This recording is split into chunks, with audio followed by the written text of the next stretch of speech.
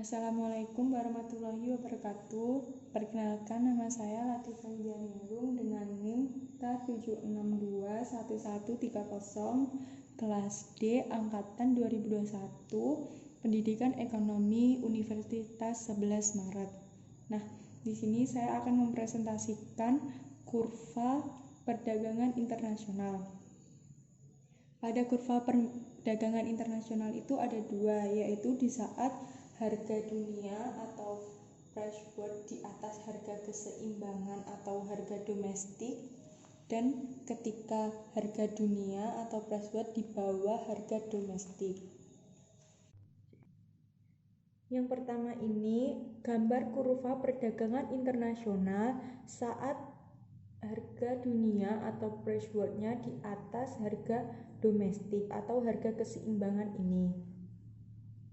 Nah, sebelum adanya harga dunia ini, surplus konsumen itu luasnya pada segitiga hijau ini. Lalu ini itu surplus produsen, yaitu pada segitiga merah. Yang awalnya itu surplus produsen luasnya pada bidang A, B, dan C. Lalu surplus produsen pada bidang D dan E. Nah, pada kurva ini surplus produsen ini mengalami peningkatan sebesar ini.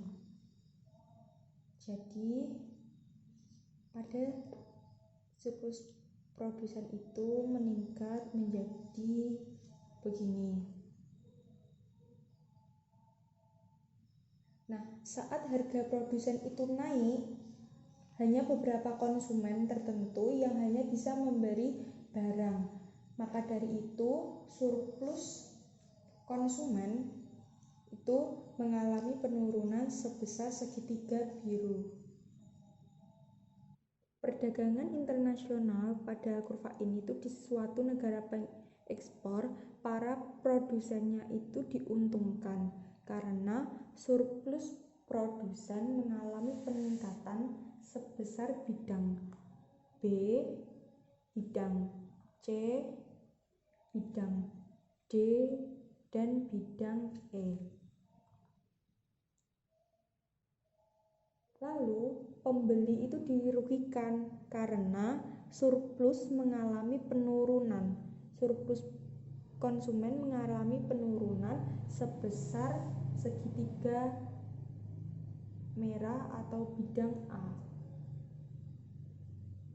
Jadi surplus total pada kurva ini ada pada bidang A, B, C, D, dan E. Seperti itulah penjelasan dari saya tentang harga dunia atau price world di atas harga keseimbangan atau harga domestik.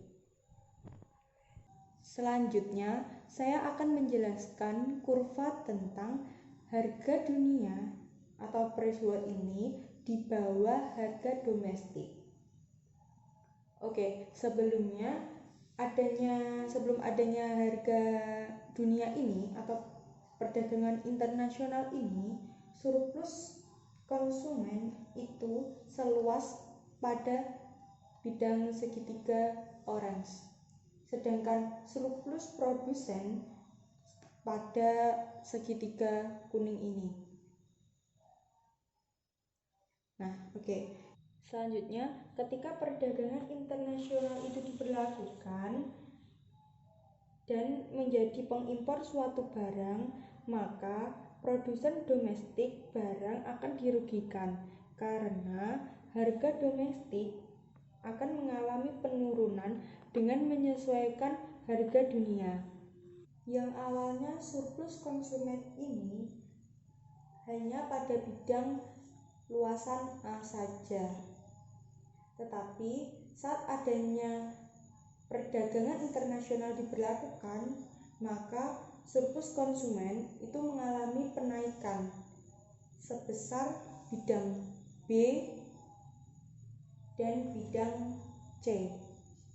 Lalu surplus produsen itu mengalami penurunan yang awalnya dari sini hanya sampai sini saja, yaitu pada bidang D. Dan total surplus semuanya itu ada pada bidang A, B, C maupun D. Oke. Sekarang pada H1 ini itu penawaran domestik dan H2 itu pada permintaan domestik. Antara H1 dan H2 itu adalah impor. Besarnya impor. Nah, pada segitiga ini itu disebut dengan gains from trade atau keuntungan perdagangan. Maka kesejahteraan ini menunjukkan konsumen yang diuntungkan karena ia mengalami peningkatan, yaitu yang awalnya dari sini menjadi sini. Dan surplus produsen mengalami penurunan pada bidang D saja. Seperti itulah penjelasan dari saya tentang harga dunia atau perdagangan internasional ini di bawah harga domestik. Maka kesimpulan dari adanya perdagangan internasional membuat surplus meningkat, baik dari surplus konsumen mengalami keuntungan ataupun surplus produsen yang mengalami kerugian, dan juga bisa sebaliknya. Sekian dan terima kasih penjelasan dari saya. Kurang lebihnya mohon maaf. Wassalamualaikum warahmatullahi wabarakatuh.